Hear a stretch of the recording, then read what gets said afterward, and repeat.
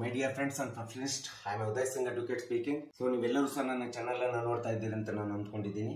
ನನ್ನ ಚಾನೆಲ್ಗೆ ಕಮೆಂಟ್ ಮಾಡಿ ಮತ್ತು ಸಬ್ಸ್ಕ್ರೈಬ್ ಆಗೋದನ್ನು ಮರಿಬೇಡಿ ಅಂತ ಹೇಳ್ತಾ, ಸೊ ಇವತ್ತು ನಾನು ಆಯ್ಕೆ ಮಾಡ್ಕೊಂಡಿರ್ತಕ್ಕಂಥ ವಿಷಯ ಅಂತಂದ್ರೆ NOC ಮೂಲಕ ಹೇಗೆ ವಕೀಲರನ್ನು ಬದಲಾಯಿಸಬೇಕು, ನೋ ಅಬ್ಜೆಕ್ಷನ್ ಸರ್ಟಿಫಿಕೇಟ್ ಮೂಲಕ ಹೇಗೆ ನಾವು ವಕೀಲರನ್ನು ಬದಲಾಯಿಸಿಕೊಳ್ಳಬಹುದು. ಸೊ ಇದ್ರ ಬಗ್ಗೆ ನಾನು ಹೇಳಲಿಕ್ಕೆ ಇಷ್ಟಪಡ್ತೇನೆ.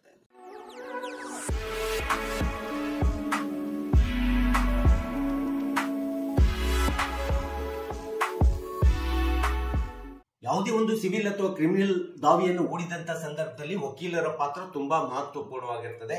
ನ್ಯಾಯಾಲಯಗಳಲ್ಲಿ ನಾವೆಲ್ಲರೂ ಸಹ ನಮಗೆಲ್ಲರಿಗೂ ಗೊತ್ತಿರುವಂತಹ ಅಂಶ. ನಮ್ಮ ಪಾತ್ರ ತುಂಬಾ ಮಹತ್ವವಾಗುತ್ತೆ. ಸೊ ಇವತ್ತಿನ ದಿನಗಳಲ್ಲಿ ನ್ಯಾಯಾಲಯಕ್ಕೆ ವಕೀಲರು ಮತ್ತು ಕಕ್ಷಿದಾರರು ನ್ಯಾಯಾಲಯದೊಳಗಡೆ ಒಂದು ಅವಿನಾಭಾವ ಆದಂತ ಸಂಬಂಧವನ್ನ ತಮ್ಮದೇ ಆದಂತ ಮೊಕದ್ದಮೆಗಳನ್ನ ನಿರ್ವಹಣೆ ಮಾಡುವುದರಲ್ಲಿ ಹೊಂದಿರ್ತಾರೆ.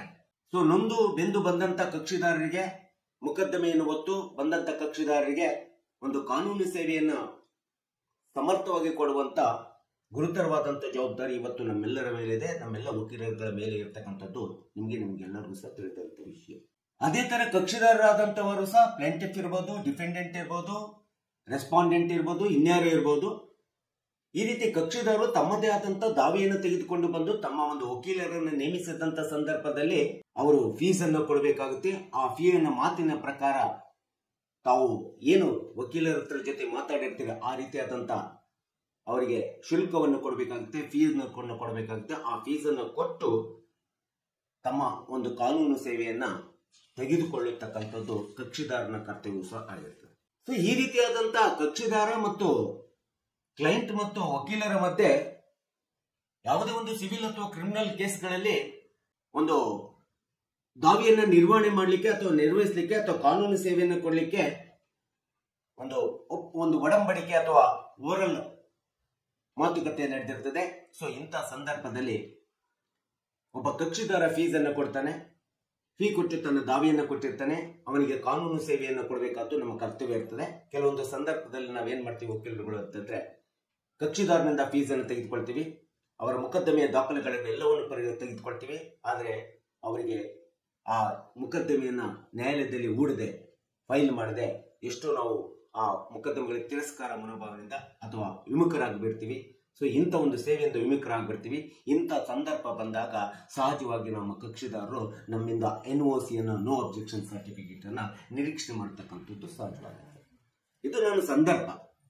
ಅಷ್ಟಲ್ಲದೆ ಕೆಲವೊಂದು ಎಷ್ಟೋ ಕಕ್ಷಿದಾರರು ದಾವೆಯನ್ನು ಹೂಡ್ಲಿಕ್ಕೆ ಬರ್ತಾರೆ, ದಾವೆಯನ್ನು ದಾಖಲಾತಿಗಳನ್ನು ಕೊಡ್ತಾರೆ, ಫೀಸ್ ಅನ್ನು ಕೊಡ್ತಾರೆ. ದಾವೆಯನ್ನ ಹೂಡ್ಲಿಕ್ಕೆ ಬಂದು ದಾವೆಯನ್ನು ಹೂಡಿ ಪ್ರಾರಂಭದಲ್ಲಿ ದಾವೆಯನ್ನು ಹೂಡಿ ಫೀಸ್ ಕೊಟ್ಟು ನಂತರ ವಕೀಲರಿಗೆ ಸಹಕಾರ ಮಾಡದೆ ಮತ್ತೆ ಪುನಃ ನ್ಯಾಯಾಲಯದ ಕಡೆ ತಿರುಗಿ ನೋಡದೆ ಇರ್ತಕ್ಕಂಥ ಕಕ್ಷಿದಾರರು ಸಹ ಬಹಳ ಜನ ಇದ್ದಾರೆ. ಈ ರೀತಿಯಾದಂಥ ಕಕ್ಷಿದಾರ ತಿರಸ್ಕಾರ ಮನೋಭಾವನೆಯಿಂದಲೂ ಸಹ ಕೆಲವೊಂದು ಸಂದರ್ಭದಲ್ಲಿ ನಾವು ವಕೀಲರು ಕೇಸನ್ನು ಕೈಚಲ್ಲಿ ವಿಮುಖರಾಗುವಂತ ಸಂದರ್ಭವೂ ಸಹ ನಿರ್ಮಾಣ ಆಗ್ತದೆ. ಸೊ ಈ ಒಂದು ಸಂದರ್ಭಗಳಲ್ಲಿ ನಮಗೆ NOC ಕೊಡಬೇಕು ಅಥವಾ NOC ಕಕ್ಷಿದಾರ ತೆಗೆದುಕೊಳ್ತಾನೆ ಎಂಬತಕ್ಕಂತ ಪರಿಸ್ಥಿತಿ ನಿರ್ಮಾಣ ಆಗಿರ್ತಕ್ಕಂಥ ನಾವು ನೋಡ್ತೀವಿ. ಸೊ ಎಷ್ಟೋ ಜನ ನಮ್ಮಂತ ವಕೀಲರು ಕೆಲವೊಂದು ಸಂದರ್ಭದಲ್ಲಿ ಏನಾಗುತ್ತೆ ಅಂದ್ರೆ ನಮ್ಮ ಕೆಲಸದ ಒತ್ತಡದಿಂದ ಅಥವಾ ನಮ್ಮ ವೈಯಕ್ತಿಕವಾದಂತ ಬದುಕಿನ ಒತ್ತಡಗಳಿಂದ ಇನ್ಯಾವುದೋ ಕಾರಣಾಂತರಗಳಿಂದ ಕಕ್ಷಿದಾರನಿಂದ ಕೇಸನ್ನು ತೆಗೆದುಕೊಳ್ತೀವಿ, ಫೀಸ್ ಅನ್ನು ತೆಗೆದುಕೊಳ್ತೀವಿ, ಆದ್ರೆ ಸಮರ್ಥವಾಗಿ ಸೇವೆಯನ್ನ ಕೊಡ್ಲಿಕ್ಕೆ ಆಗೋದಿಲ್ಲ. ಸೊ ಇಂಥ ಸಂದರ್ಭದಲ್ಲಿ ಕಕ್ಷಿದಾರ ಏನ್ ಮಾಡ್ತಾನೆ, ನಮ್ಮಿಂದ ಸರಿಯಾದ ಸೇವೆ ಸಿಕ್ಕಿಲ್ಲ ಅಂತ ಸಂದರ್ಭದಲ್ಲಿ, ಕಾನೂನಿನ ಸೇವೆ ಸಿಕ್ಕಿಲ್ಲ ಅಂತ ಹೇಳ್ಸಂತ ನಾವು ಅವನ ವಿಶ್ವಾಸಕ್ಕೆ ಒಳಗಾಗಲಿಲ್ಲ ಎಂಬತಕ್ಕಂಥ ಸಂದರ್ಭದಲ್ಲಿ ನಮ್ಮಿಂದ NOC ನಿರೀಕ್ಷೆ ಮಾಡ್ತಕ್ಕಂಥದ್ದು ಸಹಜ. ಇದು NOC ಪರಿಸ್ಥಿತಿ ನಿರ್ಮಾಣ ಆಗೋದು. ಇನ್ನು ಕೆಲವೊಂದು ಸಂದರ್ಭದಲ್ಲಿ ಏನಾಗುತ್ತೆ, ಕಕ್ಷಿದಾರರಿಗೆ ಕ್ಲೈಂಟ್ಗಳಿಗೆ ನಾವು ಕೇಸ್ ತೆಗೆದುಕೊಂಡಿರ್ತೀವಿ, ಫೀಸ್ ತೆಗೆದುಕೊಂಡಿರ್ತೀವಿ, ನಾವು ಸೇವೆಯನ್ನು ಕೊಡದೇ ಇದ್ದಂತ ಸಂದರ್ಭದಲ್ಲಿ ಕಕ್ಷಿದಾರ ನಮ್ಮಿಂದ NOC ನಿರೀಕ್ಷಣೆ ಮಾಡ್ತಾನೆ. ಆ NOC ಕೊಡೋಕ್ಕೂ ಸಹ ನಾವೇನ್ ಮಾಡ್ತೀವಿ ಅಂತಂದ್ರೆ ತಿರಸ್ಕಾರ ಮನೋಭಾವನೆಯನ್ನು ಹೊಂದಿರ್ತೀವಿ. ಇಂಥ ಒಂದು ವಕೀಲರಿಂದ NOC ಸಿಗದೆ ಇದ್ದಂತ ಸಂದರ್ಭದಲ್ಲಿ, NOC ಕೊಡದೆ ಕಾಡಿಸುವಂತ ಸಂದರ್ಭದಲ್ಲಿ ಒಬ್ಬ ಕಕ್ಷಿದಾರ ಹೇಗೆ ತನ್ನ NOC ಮೂಲಕ ನೋ ಅಬ್ಜೆಕ್ಷನ್ ಸರ್ಟಿಫಿಕೇಟ್ ಅನ್ನು ತೆಗೆದುಕೋಬೇಕು ಮತ್ತು ಅದನ್ನ ಬೇರೆ ವಕೀಲರಿಗೆ ತನ್ನ ಕೇಸ್ನಲ್ಲಿ ಹೇಗೆ ಅಪಾಯಿಂಟ್ ಮಾಡಬೇಕು, ರೆಕಾರ್ಡ್ ಮಾಡಿಸಬೇಕು ಎಂಬತಕ್ಕಂಥದ್ದು ಬಗ್ಗೆ ನಾವು ಸ್ವಲ್ಪ ತಿಳ್ಕೋಬೇಕು. ಸೊ ಅಂತ ಸಂದರ್ಭದಲ್ಲಿ ಯಾವ ವಕೀಲರು ನಿಮ್ಮ ಮೊಕದ್ದಮೆಗೆ NOC ಕೊಡ್ಲಿಕ್ಕೆ ಮೀನಾಮೇಷ ನೋಡ್ತಾರೆ ಅಥವಾ ತಿರಸ್ಕಾರವನ್ನ ಮಾಡ್ತಾರೆ. ಅಂತ ಸಂದರ್ಭದಲ್ಲಿ ಕಕ್ಷಿದಾರ ಕ್ಲೈಂಟ್ ಒಂದು ವೈಟ್ ಪೇಪರ್ ಅಂತ ತೆಗೆದುಕೋಬೇಕು. ನಿಮ್ಮ ಯಾವ ನ್ಯಾಯಾಲಯದಲ್ಲಿ ಇದೆ ಅಂತೇಳಿ ಆ ನ್ಯಾಯಾಲಯದ ಹೆಸರನ್ನ ಬರಬೇಕು ಹೆಡ್ಡಿಂಗ್ ಅಲ್ಲಿ. ನಂತರ ಕೇಸ್ ನಂಬರ್ ಹಾಕಬೇಕು. OS ಇದ್ರೆ OS, CC ಇದ್ರೆ CC ಕೇಸ್ ನಂಬರ್ ಅನ್ನು ಹಾಕಬೇಕು. ಮತ್ತು ವಕೀಲರಿಗೆ ಆ ವಕೀಲರ ಹೆಸರು ಮತ್ತು ಅಡ್ರೆಸ್ ಅನ್ನು ಮಾಡಬೇಕು. ಆ ಬಿಳಿ ಹಾಳೆ ಮೇಲೆ ಗೆ ಅಂತೇಳಿ ಅಡ್ರೆಸ್ ಅನ್ನು ಮಾಡಬೇಕು. ಅಡ್ರೆಸ್ ಅನ್ನು ಮಾಡಿ ವಿಷಯದಲ್ಲಿ ಬರೀಬೇಕು. ಸೊ ನಾನು ನನ್ನ ಮೊಕದ್ದಮೆ ಒಳಗಡೆ ನಿಮ್ಮನ್ನ ಈ ಒಂದು ಮೊಕದ್ದಮೆಯಿಂದ ನೋ ಅಬ್ಜೆಕ್ಷನ್ ಸರ್ಟಿಫಿಕೇಟ್ ಕೇಳ್ತಾ ಇದ್ದೀನಿ. ಯಾಕೆಂದ್ರೆ ನೀವು ನನಗೆ ಕಾನೂನು ಸೇವೆ ಸಲ್ಲಿಸುವುದರಲ್ಲಿ ವಿಶ್ವಾಸಾರ್ಹತೆಯನ್ನು ಕಳೆದುಕೊಂಡಿದ್ದೀರಿ ಅಂತೇಳಿ ವಿಷಯವನ್ನು ಬರಬೇಕು. ಬರೆದ್ಬಿಟ್ಟು ಈ ಮೇಲೆ ತಿಳಿಸಿದ ವಿಷಯಕ್ಕೆ ಸಂಬಂಧಪಟ್ಟಂತೆ ನಾನು ಇಂತಿಂತ ವ್ಯಕ್ತಿ, ಸೊ ಇಂಥ CC ಅಥವಾ OS ಕೇಸ್ ಒಳಗಡೆ ಸೊ ನನಗೆ ನೀವು ಸರಿಯಾದ ರೀತಿಯಾದಂತಹ ಸೇವೆಯನ್ನು ಕೊಡ್ತಾ ಇಲ್ಲ, ಸೇವೆಯ ಕೊರತೆ ಆಗ್ತದೆ, ಡೆಫಿಷಿಯನ್ಸ್ ಆಫ್ ಸರ್ವಿಸ್ ಕೊಡ್ತಾ ಇದ್ದೀರಿ. ಸೊ ಅಷ್ಟೇ ಅಲ್ಲದೆ ನನಗೆ ವಿಶ್ವಾಸಕ್ಕೆ ತೆಗೆದುಕೊಂಡು ಸರಿಯಾದ ರೀತಿ ನನ್ನ ಮೊಕದ್ದಮೆಯನ್ನು ನೀವು ನಿರ್ವಹಣೆ ಮಾಡ್ತಾ ಇಲ್ಲ. ಅದಕ್ಕೋಸ್ಕರ ನಾನೇನ್ ಮಾಡ್ತಾ ಇದ್ದೀನಿ, ಈ ಒಂದು ಪತ್ರದ ಮೂಲಕ ನಿಮ್ಮ ಗಮನಕ್ಕೆ ತರ್ತಾ ಇದ್ದೀನಿ. ನನ್ನ ಮೊಕದ್ದಮೆಯಿಂದ ನಾನು ನಿಮ್ಮನ್ನ ನಿಮ್ಮಿಂದ NOCಯನ್ನು ಪಡೆದು ಸೊ ನಾನು ಇನ್ನೊಬ್ಬ ಬೇರೆ ವಕೀಲರನ್ನ ಈ ಒಂದು ಮನೆಯ ಅರ್ಜಿಯ ಮೂಲಕ ಬೇರೆ ವಕೀಲರನ್ನ ನಾನು ನೇಮಿಸ್ತಾ ಇದ್ದೀನಿ. ಸೊ ಅದಕ್ಕೆ ಈ ಒಂದು ಅರ್ಜಿಯನ್ನು ನಿಮಗೆ ಈ ಒಂದು ವಿಷಯವನ್ನು ನಿಮ್ಮ ಗಮನಕ್ಕೆ ತರ್ತಾ ಇದ್ದೀನಿ ಅಂತ ಹೇಳ್ಬಿಟ್ಟು ಒಂದು ಲೆಟರ್ ಮಾಡಬೇಕು. ಆ ಲೆಟರ್ನ ಒಂದು ಕವರಿಂಗ್ ಮಾಡಬೇಕು. ಕವರಿಂಗ್ ಮಾಡಿ ಆ ಲೆಟರ್ನ ಕವರಿಂಗ್ ಒಳಗಡೆ ಇಟ್ಟು ವಿತ್ ಅಕ್ನಾಲೆಜ್ಮೆಂಟ್ ಅಂತೇಳಿ ಒಂದು ರಿಜಿಸ್ಟರ್ ಪೋಸ್ಟ್ ಮಾಡಬೇಕು. ಒಂದು ಕಾರ್ಡ್ ಕೊಡ್ತಾರೆ. ಆ ಕಾರ್ಡ್ನಲ್ಲಿ ಸೊ ಅವರ ಅಡ್ರೆಸ್ ಅನ್ನು ಬರಬೇಕು ಮತ್ತು ನಿಮ್ಮ ಅಡ್ರೆಸ್ ಅನ್ನು ಬರಬೇಕು. ಸೊ ಆ ಕಾರ್ಡನ್ನು ಅಟ್ಟಿ ಪಿನ್ ಮಾಡಿ, ಕವರ್ಗೆ ಪಿನ್ ಮಾಡಿ ಸೊ ರಿಜಿಸ್ಟರ್ ಪೋಸ್ಟ್ ಮಾಡಬೇಕು. ಆ ರಿಜಿಸ್ಟರ್ ಪೋಸ್ಟ್ ಮಾಡಿದ ನಂತರ ನಿಮಗೆ ಅಕ್ನಾಲೆಜ್ಮೆಂಟ್ ಬರ್ತದೆ. ಆ ಅಕ್ನಾಲೆಜ್ಮೆಂಟ್ ಮತ್ತು ಆ ಲೆಟರ್ನ ಬರೆದಂತ ಒಂದು ಜೆರಾಕ್ಸ್ ಕಾಪಿ ಲೆಟರ್ನ ಇಟ್ಕೊಂಡಿರ್ಬೇಕು. ಆ ಅಕ್ನಾಲೆಜ್ಮೆಂಟ್ ಜೆರಾಕ್ಸ್ ಕಾಪಿ ಲೆಟರ್ಗೆ ಸೊ ನಿಮ್ಮ ಸೈನ್ ಮಾಡಿ ಕಳಿಸಿರ್ಬೇಕು ಜೊತೆಗೆ, ಮತ್ತೆ ಸೈನ್ ಮಾಡೋದನ್ನು ಮರಿಬಾರ್ದು.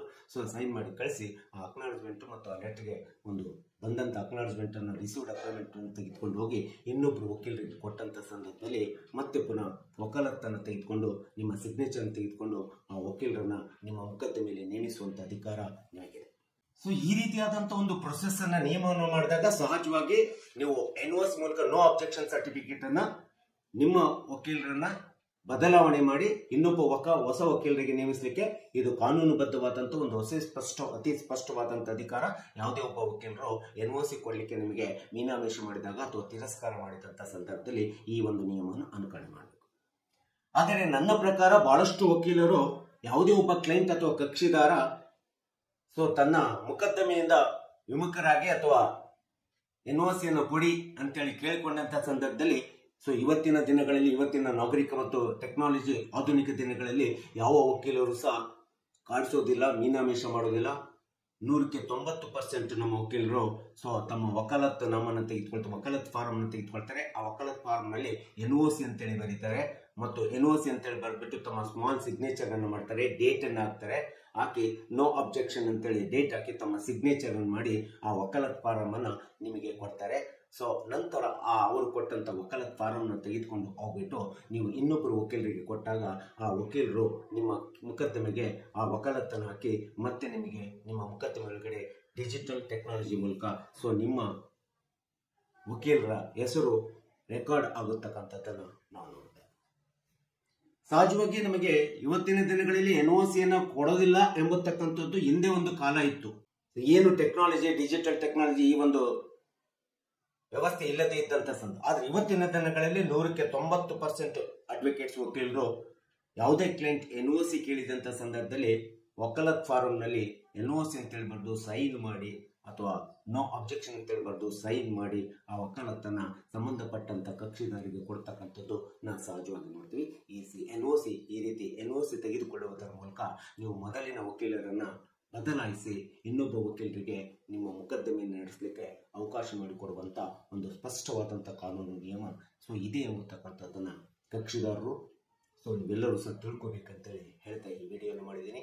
ಈ ವಿಡಿಯೋ ಇಷ್ಟ ಆಗಿದ್ರೆ ಕಮೆಂಟ್ ಮಾಡಿ ಮತ್ತು ನನ್ನ ವಿಡಿಯೋಗೆ ಸಬ್ಸ್ಕ್ರೈಬ್ ಆಗೋದನ್ನ ಮರಿಬೇಡಿ ಅಂತ ಹೇಳ್ತಾ ಸೊ ಇವತ್ತಿನ ವಿಷಯಕ್ಕೆ ವಿರಾಮವನ್ನು ಹೇಳ್ತೇನೆ. ಇನ್ನೊಂದು ವಿಷಯವನ್ನು ತೆಗೆದುಕೊಂಡು ನಾನು ನಿಮ್ಮ